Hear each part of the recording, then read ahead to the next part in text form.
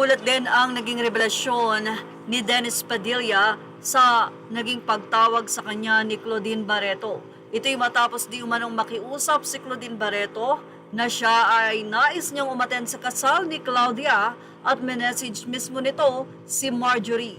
Hindi nakatanggap ng anumang mensahe si Claudine sa nasabing message niya kay Marjorie sa kanyang kapatid, bagkos ay binlock pa nga daw niya ito. Mula sa naging kwento ni OG Diaz, sa naging interview ni OG Diaz sa kwento na ito ni Dennis Padilla. Halos mahimatay daw itong si Claudine Barreto sa sama ng loob dahil nga nang malaman ito na hindi siya imbitado sa kasal ng kanyang pamangkin na si Claudia Barreto na halos si Claudine ay isa sa nagpalaki dito at very spoiled nga si Claudia sa kanya. Isa sigurong dahilan kung bakit Claudia ang pangalan ni Claudia ay dahil na rin kay Claudine. Ang naging revelasyon nga ni Dennis Padilla sa naging panayam ni OG Diaz, tumawag daw si Claudine or tumawag si Claudine sa akin. Viber messages to Marjorie. She had a Viber messages to Marjorie kung pwede naman siyang umattend, magbibigay lang ng gift kay Claudia. Pangatlong message daw, binura tapos binlock na siya. So hindi na nga pumasok ang messages niya, kaya naman iyak ng iyak itong si Claudine, pahayag o kwento ni Dennis. Sabi ko, kahit hindi ka invited, pumunta ka. Tatabihan kita. Alam mo naman kung gaano ka spoiled si Claudia kay Claudine.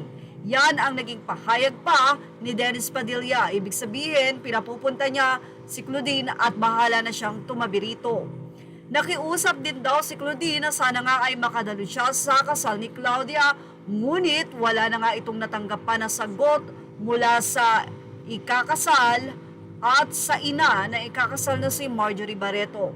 Kaya naman, nagdesisyon na nga lang daw si Claudine na huwag na lang magpunta sa kasal. Anyway, si Marjorie nga ba ang nagdesisyon ng lahat? Or pwedeng-pwede niyang pakiusapan ng kanyang mga anak na ayusin na natin to, pamilya is pamilya, dahil kasal mo dapat nandito sila? O talagang napagkasunduan na lang nila o na ang desisyon ng kanilang ina ay irespeto?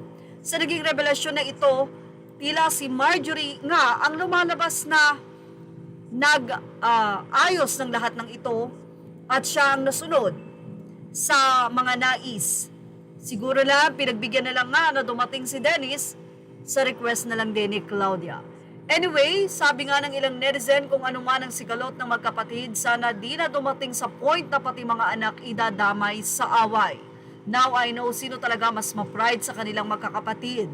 Kawawa naman, di ba dapat nga sana magkakabati, kaso sobrang pride pala nitong isa. Kung anong gaganda nila, yun naman ang papangit na mga ugali nila, say pa ng isa. Meron pa kasing black-black, di na tuloy nagkaintindihan, magkakadukgo at magkakamukha. Hope you can still sleep well, your angels are crying. So sad about this Barreto family, bakit kaya sila ganoon, no? Buti pa mga mahirap na mga pamilya, nagmamahalan at nagdadamayan. Parang kahit si Gretchen, wala. Say na lang ng mga netizen. Well, ano mas sa inyo about dito? Ilagay na ang inyong opinion sa ating comment section. Images are all credit to the rightful owners. Thank you for watching. Showbiz Now.